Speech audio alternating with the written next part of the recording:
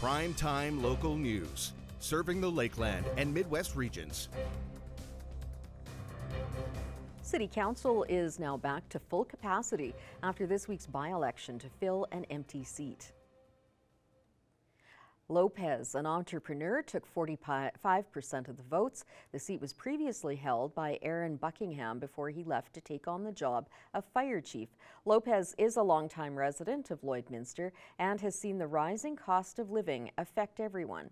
It's been, the cost of living has gone up and property taxes are going up, and we're seeing people struggling. We have one taxpayer, and the taxpayer is paying the municipal taxes, provincial taxes, federal taxes, and we need to start fiscally being conservative with our money and taking care of the dollars that we have.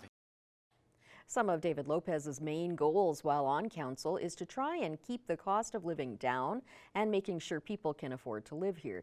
He's also excited to learn about how things are done. For a new adventure, I'm excited to learn how local politics works and how things are done, and to make a change. I'm a big believer. I want to make a change. I want to make Lloydminster better. Lopez will be sworn into council next week. The cost of the new proposed Lloydminster Golf and Curling Centre maintenance building stirred up a lot of debate at City Council this week. The current building has been deemed at the end of its life by city administration with mold and insufficient storage space. The new construction project costs have been estimated to be just over $3 million. Forward a very informative package about what's being proposed to replace a 60-year-old building that was not originally built for the golf course, but was repurposed, as we've seen in other cases, and the city's used it for 35 years. There are some issues. The building is at end of life, and people have asked me, well, homes are older than 60 years.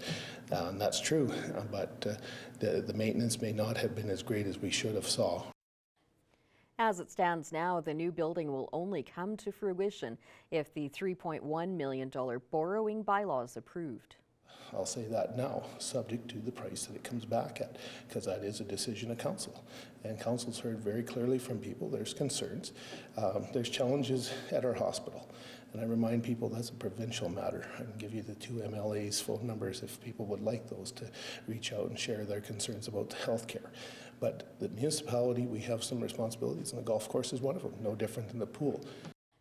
Council hopes revisions can be made to the initial plan to help cut down on costs. Cold Lake City Council will be taking a closer look at baby safe haven boxes after a presentation last month. A concerned citizen made the case for the boxes. We spoke with her to find out more. I am speaking today with Mary Sarah Robichaud, who presented City Council in Cold Lake with information on the baby safe haven boxes. Thanks for joining me, Mary. Can you tell me more about the baby safe haven boxes? I was doing my own research, and I ran into the safe haven baby boxes, and when I was looking at a recent map that was created, I realized that there is only 4 available in Canada alone, and I wanted to try and make it more available and accessible to more people all over Canada. And so I decided to start off in Cold Lake to a smaller town to see if maybe they would think about something like the safe haven baby boxes. There haven't been cases of abandoned babies that we know of for a very long time. Why did you think this issue, these boxes are needed? I was thinking of all the recent crimes that have went up in the last few years, and I was thinking, well, it's kind of saddening that you see a lot of parents who struggle with a lot of mental health issues and a lot of backgrounds with maybe drug or alcohol addiction that they feel the need that it's dangerous to bring up a kid right now in this world, especially with our town right now. So I just thought maybe it would be a little bit more helpful for them to know that there is something there that can provide care for their kid. Do you plan to take this information, the presentation that you made to Cold Lake Council last month, to other communities? I do plan on taking it, further and hoping I could possibly reach all the way to the other end of Canada. What were some of the key points that you presented to Cold Lake City Council about the baby safe haven boxes? Like one of the biggest main question that a lot of people uh, ask is if the safe haven baby box is safe. It is considered a safe thing. It gets tested all throughout construction, and it's tested actually multiple times before it is available to the public. Um, and the thing is that a baby shouldn't be in there for more than 5 minutes. So there's two silent alarms that goes off. One for when the baby is first put in, and one for if the baby was in there for 5 minutes. So someone would come and get, the baby. So the baby would normally be fine. That's kind of what I see a lot of concerns about whenever I was doing my research. Council did have some questions about the costs related to the baby safe haven boxes. What were you able to tell them? As of now, I do not know what the cost would be on building one, but the Grand Center Lions in Cold Lake, Alberta, said that they will, pay for it to be made and put in. All right. Thank you very much for your time today, Mary Sarah. I do appreciate it. You're welcome. Abby St. John joins me now to talk about the weather, and it looks like we're going to continue to see similar conditions here over the next day or so, but there's some colder weather coming on the weekend. Yes, I think so. But for right now, I think we're pretty nice with the nice sunshine and it not being too cold out. It was a little on the windier side yesterday as the day went on, but so far today has been fairly cool, but not too bad.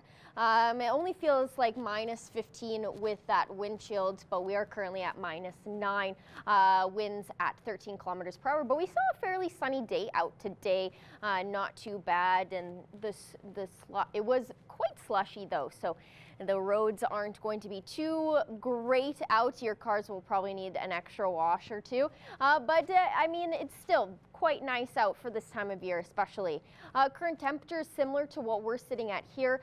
Minus 9 also out in Wainwright, Marwayne, and St. Paul. Minus 8 in Vermilion, Vegreville, Bonnyville, and Cold Lake. Minus 6 out in Edmonton. Minus 7 up in Lac La Biche, and minus 10 in Provost. And on the Saskatchewan side, minus 12 up in Isle Cross, minus 8 in Pierceland and Green Lake, minus 7 in Meadow Lake, and minus 9 in St. Walburg, Maidstone, and Macklin. North Battleford is sitting at minus 11. Overnight tonight in North Battleford will drop to minus 19, so it's going to be quite a cold night out tonight, but it should be mostly clear, and wind shouldn't be too bad at only 9 kilometers per hour. And then tomorrow, a mix of sunny and cloud, mostly sunny, but the wind will pick up in the afternoon to about 20 kilometers per hour, so it is going to feel cooler, but with a daytime high of minus 7, it's not going to feel too that much colder. And then overnight tonight in Cold Lake will drop down to minus 17, partially cloudy skies, and the wind speeds will be at around 13 kilometers per hour. Tomorrow it will be a partially to mostly sunny day out, which will be nice. Only a daytime high of minus 3, so that's nice. However, the winds will be a little strong at 17 kilometers per hour, so it's going to feel a little bit cooler. Overnight tonight here in Lloydminster, we should be clear. We're going to drop down to minus 16 with winds at 15 kilometers per hour, so not too bad.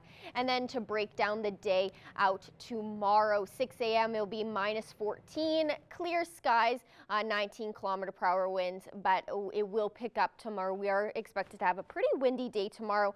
Minus 8 around noontime, mostly sunny though, winds at 26 kilometers per hour, so it is going to feel quite cold out with that wind. 6 p.m. minus 7, and that wind speed will remain and pick up by midnight, 30 kilometer per hour winds, so it's going to be very windy. Minus 6 will be the temperature around there. And then over the next 3 days, like I said, we'll have a daytime high of minus 5. Lots of sunshine, but very windy with a low of minus 8. On Saturday, we're expecting very sunny skies as well with a high of minus 3 and a low of minus 17. And then on Sunday, cooler periods with colder with periods of sun rather. Mix of sun and cloud with a high of minus 8 and a low of minus 15. That was a first look at your evening weather forecast. I'll have your overnight temperatures later on in the show.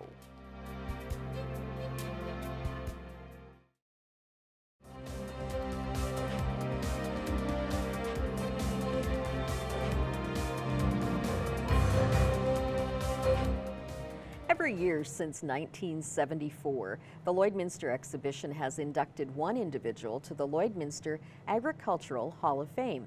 The 2024 inductee was announced last night. 2024 Hall of Fame recipient.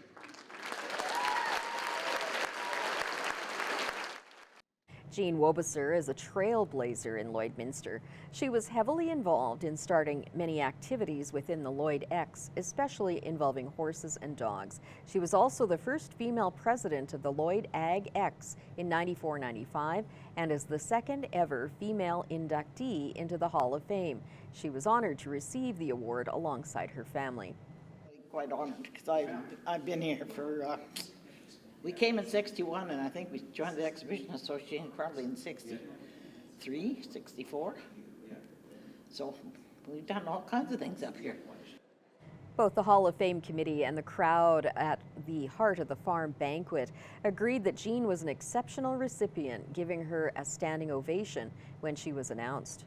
Jean across the board is a clean slate, so we need some more women up on the Hall of Fame, I believe, as well, and Jean's very well recipient of that award. So, Hall of Fame inductees are selected based on their contributions to the community while also operating in the agriculture industry.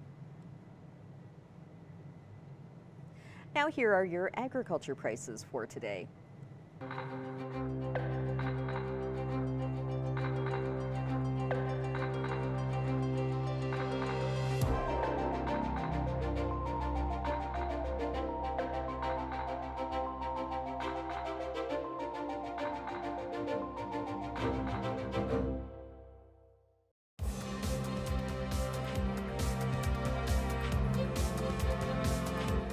As the ACAC season comes to a close, the Lakeland women's basketball team is on track to finish the conference season undefeated, but that record will be tested this weekend.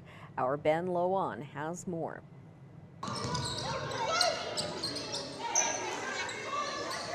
Practices are intense as the Lakeland women's basketball team finishes their season. The team is 18-0 in conference play and they hope to remain undefeated. But they have a big test in front of them as they host the 5th-ranked Red Deer Polytechnic Queens. Head coach Chris King is excited for the matchup to help his team get ready for playoffs. But it's been, 6 months since we played them. So for us, it's just about getting ourselves ready for playoffs. The game doesn't mean anything in terms of standings for us. We're locked into first place. Red Deer, on the other hand, needs a win to gain first place. So we know they'll be fired up coming into our barn, and it'll be a nice way to get ready for playoffs for us. This weekend is also special for 3 athletes as they will play their final conference games. This senior class of Allie Pilgrim, Jaden Cook, and Haley Somers have won 2 ACAC championships and 1 CCAA bronze medal. And they hope to add more hardware this season. But no matter the result, each athlete has made a lasting impact on the Rustlers program. Obviously, Allie, Jaden, Haley have all been with us for not only just 5 years, but a longer period of time with COVID. they've been super impactful to our program. They're 3 of the most decorated players we've had, but just to have them back this year for our national run, the experience that they provide, knowing that they've felt the pain of losing as younger players and then what it's like to win, and you can really tell with them, they don't want to lose. Everything is about winning. Along with their winning mentalities, these athletes have made many memories during their time in Lloydminster. The family aspect of this, all of us are so close and we're almost like sisters in a way. And then all of the traveling, I've gone to Cuba with these teams, I've gone to France. The whole community in itself has been just amazing. I got to come here with my best friend, Haley. We've been teammates for all 5 years, so that's been pretty neat. We went to Europe in my 3rd year. We played in France. That was probably one of the best trips I've ever been a part of. And then just all of the friends and family that you meet about being part of a team. I'm going to come away with some lifelong friends here. I have so many highlights. I said this the other day, one of my favorite things we've ever done was go to France. Our team went, and not just because it was France, which was super cool, but I think traveling across seas or just like traveling far with your team is something that you will never know you're gonna love, and like you just need to experience. Every weekend there's always something exciting that happens. Our first time we went to nationals, my first year, our first like provincials banquet that we went to, like so many firsts that happen and that are so special. And as they prepare for the real world, they have many lessons they can take from their coach. Chris has definitely taught us how to survive in the real world for after we're done. So I think that it's really prepared us for, going out and getting into our careers and being very disciplined. The team will take on Red Deer Polytechnic Friday and Olds College Saturday with both games at 6 p.m.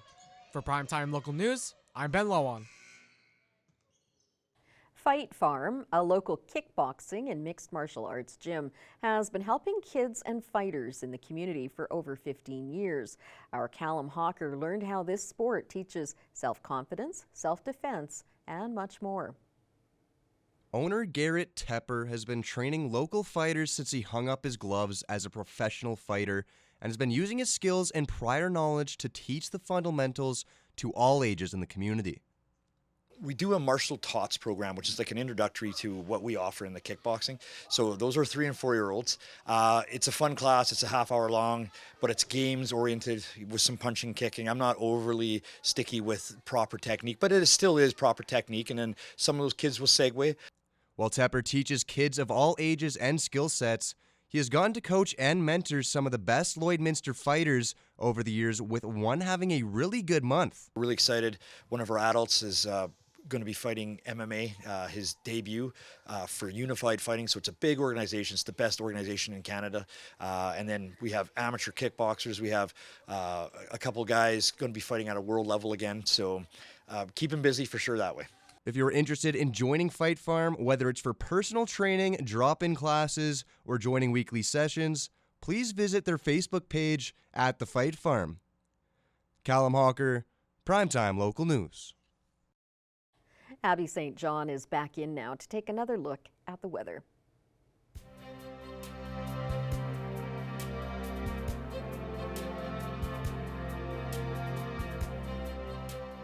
Thanks, Leanne. We are currently sitting at -9. Feels closer to -16 with that wind chill. Winds are coming in at 19 kilometers per hour. We're going to see the wind strong for the next, at least to the next couple days here in the border city, which isn't really new. It does get quite windy here on a regular basis, but just as a warning, we are going to have a very windy day tomorrow, especially. Mix of sun and cloud, which has been nice today, at least. Current temperatures across Alberta, -6 in Athabasca and Edmonton, and also out in Rocky Mountain House, -5 in Whitecourt and Jasper, -8 up in Cold Lake, -11 in Red Deer, and -4 out in Edson. On the Saskatchewan side, -7 out in Meadow Lake, -13 in Prince Albert and Saskatoon, -11 out in North Battleford, and -16 out in Melfort. If we go up north in Saskatchewan, -19 out in Flin Flon, Wollaston Lake, and in Uranium City, -21 in Stony Rapids, -20 in South End, -12 in La Loche and Buffalo Narrows. On the Alberta side, -13 in Fort Chipewyan, -8 out in High Level and Peace River, -6 in Fort Mac, -11 in Slave Lake, and -5 out in Grand Prairie. Down south in Alberta, -13 out in Coronation and Lethbridge, -10 in Medicine Hat, -9 in Calgary, and -5 out in Banff. And on the Saskatchewan side, -11 out in Kindersley, -16 in Yorkton, -15 in Regina, -14 in Moose Jaw, -13 in Swift Current, and Estevan is sitting at -17. And then overnight tonight in North Battleford will drop down to -19, mostly clear out tonight, and winds will be slow at only about 9 kilometers per hour. Overnight tonight here in Cold Lake, partially cloudy skies, 13 kilometer per hour winds, and the temperature will drop down to -17. So it's going to be quite a chillier night out tonight. And then overnight temperatures across the region, similar standings, -16 in Meadow Lake, Bonnyville, and in Isla Cross, -17 in Provost, and -18 out in Paradise Hill. Clear to partially clear skies overnight tonight. Winds a little bit strong in Meadow Lake at 15 kilometers per hour, and then 13 in Bonnyville, 9 in Provost, 7 in Isla Cross, and 11 out in Paradise Hill. So not too bad of an evening across the region. -16 also out in Murnum, Pierceland, and in Calgary, -19 in Unity, and -17 out in Wainwright. And again, partially cloudy to clear skies overnight tonight. So it should be nice across the region. Overnight tonight here in Lloydminster, we will have clear skies. -16 will be our overnight temperature, and that wind will be at 15 kilometers per hour. And then over the next 7 days here in the border city, high of -5 and a low of -8 for tomorrow. And like I said, it is going to be quite windy out tomorrow, getting into the 20-kilometer range and getting close to the 30-kilometer per hour winds as well. So definitely take that as caution for tomorrow. On Saturday, expect a sunny day out with a high of -3 and a low of -17. On Sunday, a high of -8 and a low of -15 with mix of sun and cloud. And then Monday, to start your week off, mix of sun and cloud with a high of -6 and a low of -11. Expect a cloudy day on Tuesday with a high of -3 and a low of -7. High of -3 also out on Wednesday, mostly cloudy skies with a low of -8. And then on Thursday, the clouds will give way to some sun throughout the day with a high of only -1 and a low of -9. So those temperatures will feel quite a little bit cooler with the wind speeds definitely, but it shouldn't be too bad of a week. That wraps up your evening weather forecast. We'll have more news coming up after the break.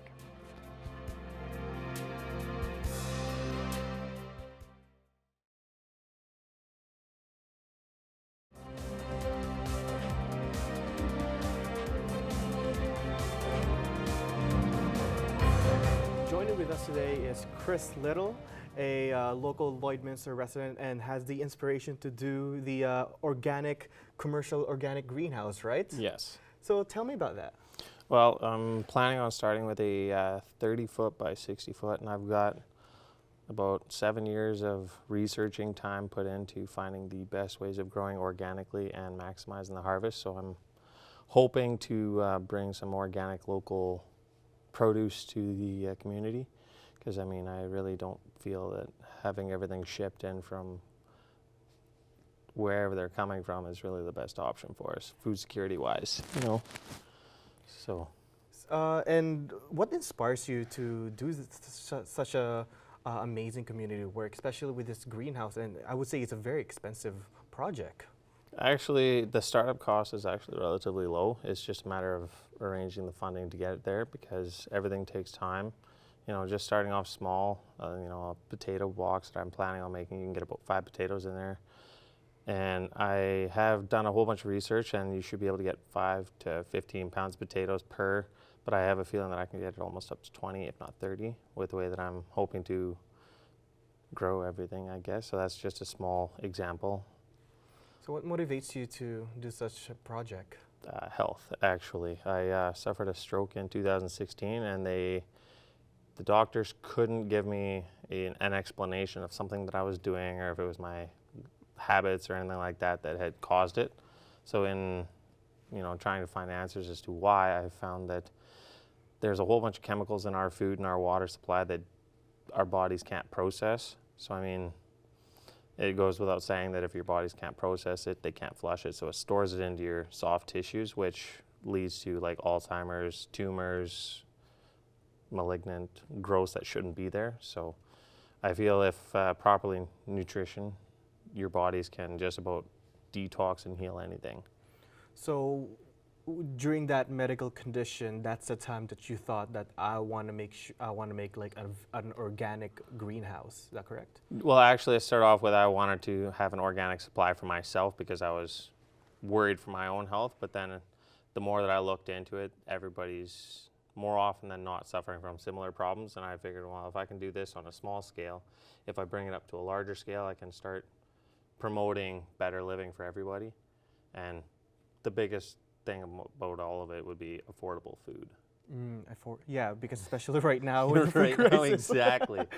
like prices of food are now increasing, and Yeah. it's really nice to see like you're doing this for the community. Yes. And even it's a very big project of yours, and this is the first time you're making this type of project. Yes, I've done local gardening in the Bud Miller. They've got those little garden plots. I actually was doing mine, and then I was helping my mother with hers as well. So I've actually managed to get zucchinis that are like monsters out of there with what I'm doing. So I'm pretty confident that I can grow some pretty good food. Speaking of food, like those greenhouse, commercial organic greenhouse, what are the fruits and vegetables that you're basically offering once it's settled? Well, to start, I'm just going to start with the easy stuff like root vegetables, your potatoes, your beets, your carrots, your onions, and garlic and whatnot. And then I've got blueprints offered to me by a friend of mine who's also an organic commercial farmer. And they're going to help me set up a hydroponic system for peppers, cucumbers, and stuff like that. So I'm going to get as much of everything that I can.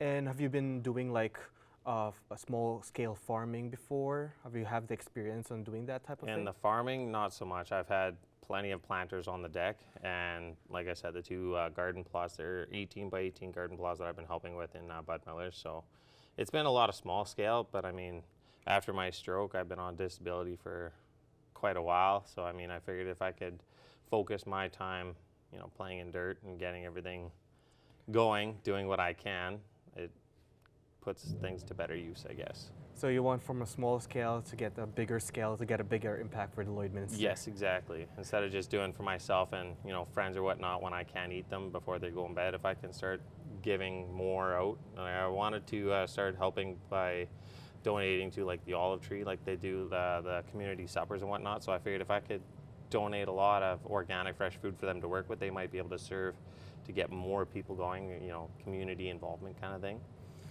And of course, project like this, it's not going to be a smooth ride. Any hindrances or problem that you're facing?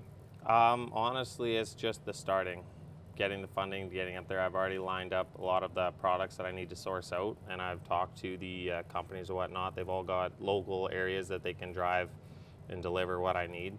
So it's just building everything and then getting the funding just to get the land and get the equipment I need to start.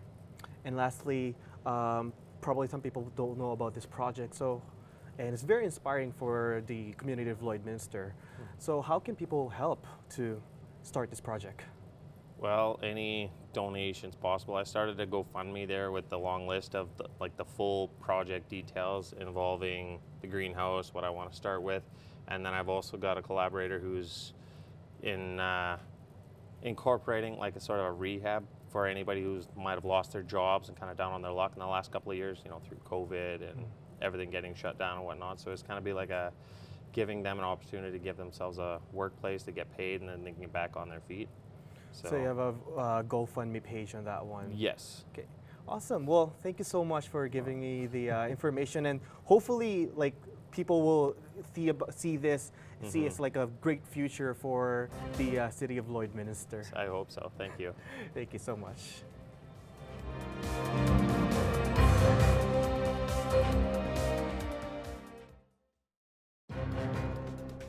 Furniture set and design supplied by Furniture Gallery, downtown Lloydminster. Can't believe my wild and free was tamed by Tennessee. I have a special guest joining me today on Primetime Local News. Callum Kerr is here. Callum, thank you so much for joining me. Hey, pleasure. Thank you so much for having me. Well, I want to talk a little bit about your career and what you've been up to lately. For those who might not know who you are a country singer. I mean, you have acting and other things, modeling in your background too, but your most recent passion, I guess, is country music. So tell me a little bit about your background and how you got to this point where you decided you wanted to make country music and make a go of it as being a musician. So I've been a fan of country music for quite a while now, and in the acting world, I booked a job playing a country musician. And while I was doing that, even though I was pretending, I was thinking this is actually quite a cool lifestyle, and it had been my favorite genre for quite some time. And while I was filming that, it was called Monarch. I think you can still see it on Hulu if you're in the States. It might be down now, but we did a season, and it was one of the best acting jobs I've ever done. And I met a lot of people from Nashville who were all in the country music scene, and from there I went and visited them in Nashville, and then kind of started writing with them, making music, and I just thought once I was there, there's nothing else I'd rather do than make country music and perform it and write it, and yeah. Well, I want to talk about a couple of the latest songs. You have Tamed by Tennessee, which is a collaboration, and also Tequila Therapy, which, when you listen to the lyrics, traditional country songs, we've got some alcohol in there, some broken hearts, and some love. So tell me a little bit about these two songs in particular and the writing process and how they came to be the songs that you wanted to release. So Tequila Therapy was one of the first songs I'd written when I got to Nashville, and there's a lot of people that you meet in Nashville around town, and they say, "Oh, yeah, I'm a musician," and you say, "Where can I hear your music?" And you say, "Oh, well, I'm still working on my first record." And so, you can end up spending years working on your first one. So Tequila Therapy it was one of the first ones I'd written, but I just wanted to have something out there so that when I told people I was a musician, I could say, "Yeah, there you go. It's on Spotify, it's on Apple Music," and that kind of established the official career choice. And obviously Tequila, Broken Heart, very country standard. But it was just kind of my own take on it. And my first attempt at writing something, I started it on my own, and then I was showing it to a friend, Justin Love, who's a writer here in town, and he helped me finish it off. And it was basically like my favorite song that I'd written when I first moved here. So I released it, and then it took a while to kind of get around to the next one. There was a couple of opportunities with record deals and working with different companies, and none of it worked out. They were all pretty unfavorable for the artist, aka me. So I was like, I don't want to sign a deal and then kind of be locked in that. So me and my friend Chris Andrucci decided to put out Tamed by Tennessee, but this time just do it, again, completely independently, but really push it hard on social media. So we used TikTok and Instagram, and it seems to be quite popular, doing pretty well so far. So So we're very happy. where do you go from here now, Callum? Are you working on a full album? Are you looking at closer, I guess, to getting a deal? Or are you going to stay independent, or where are you at now with the career status? If the right deal came along, I'm never opposed to it. But right now, I'm enjoying being independent. All the income that I get from streaming comes right to me. I don't have to split it off with anyone, apart from Chris, because we're 50-50 in that one song, Tamed by Tennessee. But if the right deal came along, I'd think about it. Right now, I've got a huge number of songs that are basically just sitting in my library, and now it's just time to start producing them and getting them out. So my plan is 3 songs in the next couple of months, and then as just loads more after that. I think the more the merrier, but we'll see how it goes with, juggling everything else. I also just launched a Patreon page called Cal's Country Club. It's like a private members club where I'm going to put all the kind of rough, unfinished stuff, songs, behind the scenes footage and stuff, things that you wouldn't see otherwise, but it would be a waste to just have them, on a hard drive somewhere. Well, I did look at the announcement about the Patreon and with Cal's Country Club. Pretty ambitious for the amount of songs that you say you're going to be releasing. So obviously, like you said, you have lots that are stacked up there. And have you had a good response already? And do you find you're getting a good response just putting a lot of this out on social media? Big time. I think I was quite nervous to do the social media thing because, if you put something up and it's like, here's this song I wrote, I'm being really vulnerable, and then no one likes it, you're like, you kind of cringe at yourself. But once I got over that hump and just thought, you know what, I'm just going to put it out, and if no one likes it, it's fine. Started putting things out, and people actually liked it, to my surprise. So it's free marketing, and it's the best way to connect with people that wouldn't otherwise hear your stuff. The Cal's Country Club was almost more of like a, right, if you've seen me on social media and you want to hear more and you want to see the process of everything I'm doing and support me as an independent artist, for a small amount, for a group of individuals, will really help me be able to sit down every day. What I do is I demo the songs that I've written, which means basically producing it to a decent standard, but not, I'm not a professional producer. So I'll put the demos up there, so it's like a fully produced song. I'll start off probably by posting on Cal's Country Club the songs that I've already written, but it kind of also gives you the incentive to make sure that you're writing at least one song a week. Usually I'll do more. Yeah, it's a great incentive for me, and I think it could be the ideal way for me to be able to make a living doing what I'm doing without having to depend on deals and splitting things and going by everyone else's calendar and schedule. So yeah, I'm pretty excited for it. Well, it has been a pleasure speaking with you today. And I know we're going to hear more from you and a lot of big things coming your way. If people are looking to find your music, I assume it's all on the traditional platforms, or what's the best way to find you and your music? So I have, I think to follow everything else that's going to come out in the future, I think Instagram and TikTok and all those kind of Twitter, all those traditional social media places. If you want to hear stuff that I've got out already, Spotify, Apple Music, YouTube, all that kind of stuff, all the classics. And it's just Callum, Callumkerr. Well, it and it's is. only the profiles with the blue tick. Got to be careful these days. That's right. Yes, unfortunately, that's an issue, especially for artists as well. Callum, it has been awesome talking to you today. Thank you so much. And like I said, we wish you the best of luck, and hopefully we'll chat with you soon again sometime and talk about the biggest hit songs that you have written. I hope so. That sounds good. And thanks again for having me. Another attempt to land on the moon launched into space this morning. 5, 4, 3, 2, 1, ignition, and liftoff. Go SpaceX. The launch comes just a month after a rival's attempt came crashing back to Earth. If all goes well, a touchdown attempt would occur next week, after a day of lunar orbit. If successful, this would be the first U.S. Trip back to the moon in more than 50 years. 3 previous missions by private companies to land on the moon have all failed. Well, I mean, people still think that the moon landing back in the day was fake. So, I mean, now maybe people can believe it that we've been to the moon after this. So, all right. That is all we have for you this evening. Thanks for joining us.